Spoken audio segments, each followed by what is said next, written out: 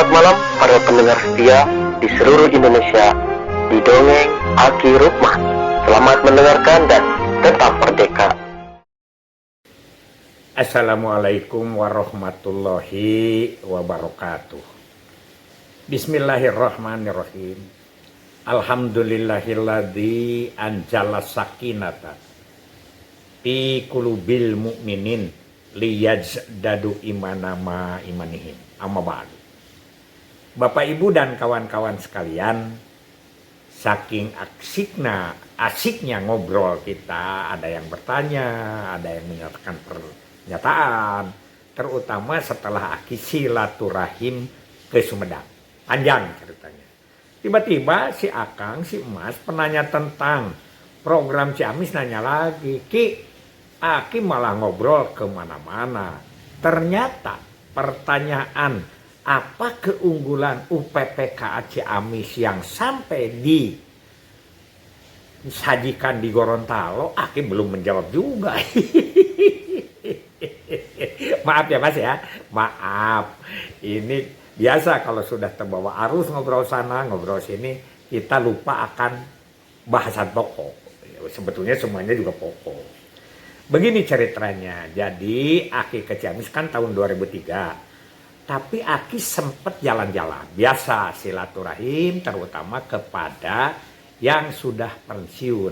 Di situ yang masih ada, ya banyak yang sudah pensiun itu ya. Ada Pak Yaya di Sadananya itu kawinnya ke sinden, muda aja deh.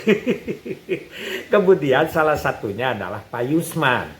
Pak Yusman bekas PLKB, bekas pengawas PLKB, katakanlah sampai jadi UPT, yaitu di Kecamatan Pamarican.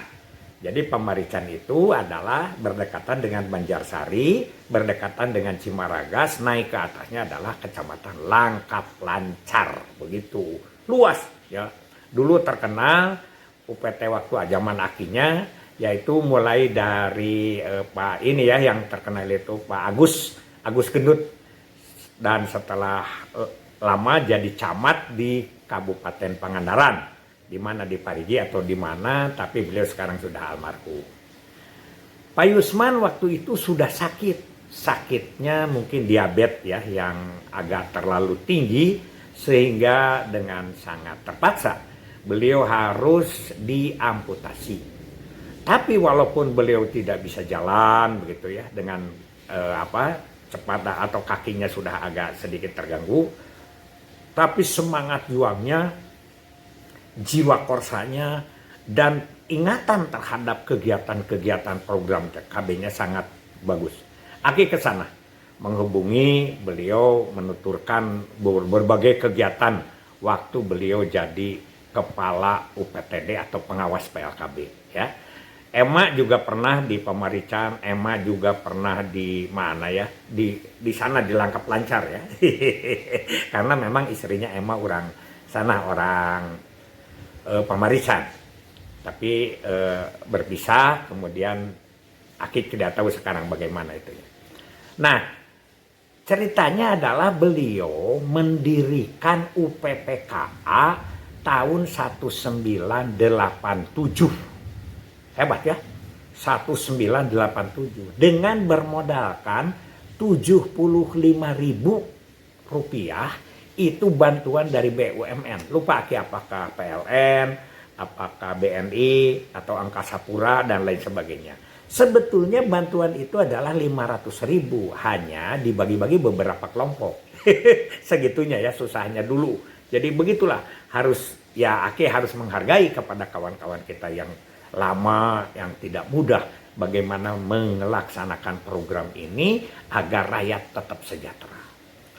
Dari 87.000 ini yang diajarkan kepada UPPKA di Sidamulih, nama UPPK-nya besok Aki akan ceritakan, Sri Mukti ya, yaitu dia itu tidak melaksanakan produk, tidak melaksanakan produk, walaupun sebetulnya di situ itu masyarakatnya adalah produksinya gula aren, gula kawung, ya, gula merah gitu.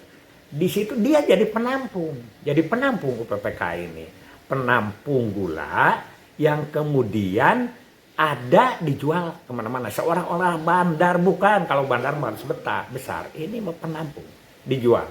Punya kios di Pasar Pamarican katanya, walaupun kecil dan bersatu dengan kios lain, juga di Banjarsari. Dekat kan, Pamarican, Banjarsari.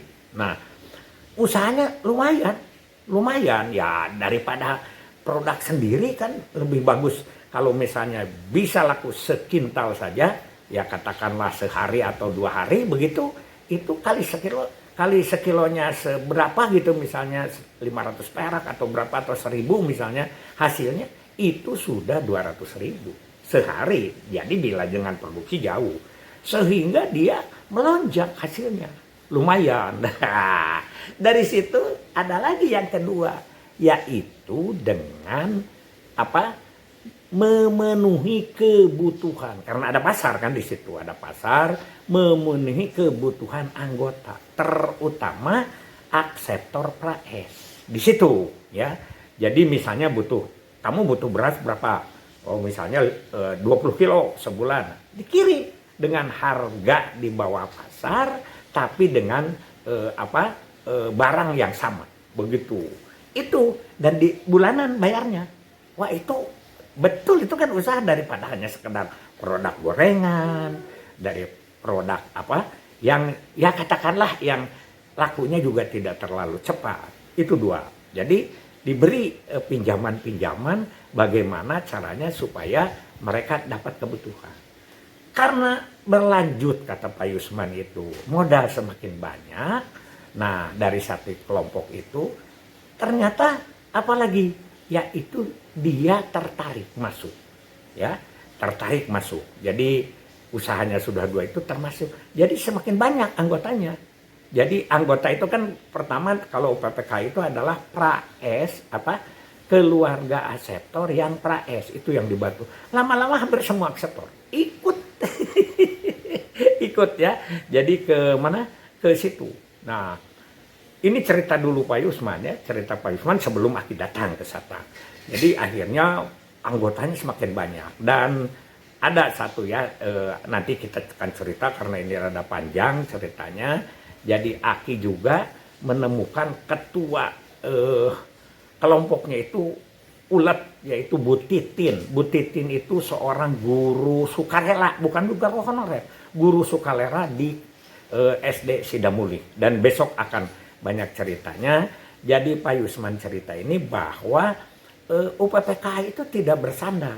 Jadi ada berapa? 1, usahanya itu adalah menampung gula, yang akhirnya walaupun juga tentu saja menampung dari produk aseptor.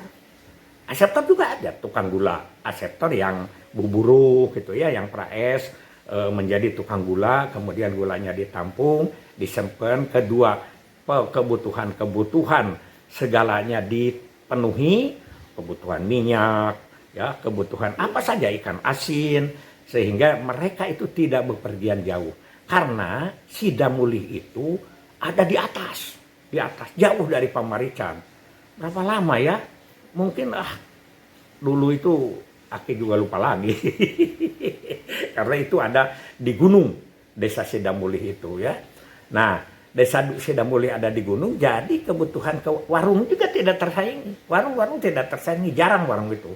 Mereka lah kalau pergi juga ke pasar, ya sangat jauh lah kalau berjalan kaki berjam-jam, tapi juga ada kendaraan yang Pamarican Sidamuli. Itu usaha-usaha yang dilakukan oleh UPPKA, usaha peningkatan pendidikan keluarga, yang dipandu oleh Pak Yusman.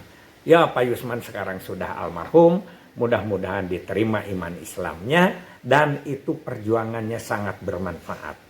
Bagaimana kelanjutan itu? Nah, nanti akan Aki cerita dan dongeng saat Aki setelah masuk tahun 2003 ke Ciamis. Jadi di Ciamis itu banyak hal-hal yang sudah bagus memang dari dulu ya. Bukan baru karena Aki, bukan ya. Jadi sejak dulu dia sudah mengadakan kegiatan-kegiatan, yaitu adalah usaha peningkatan pendapatan keluarga akseptor yang begitu gemulai, tapi berhasil dengan gemilang, itu sukses namanya.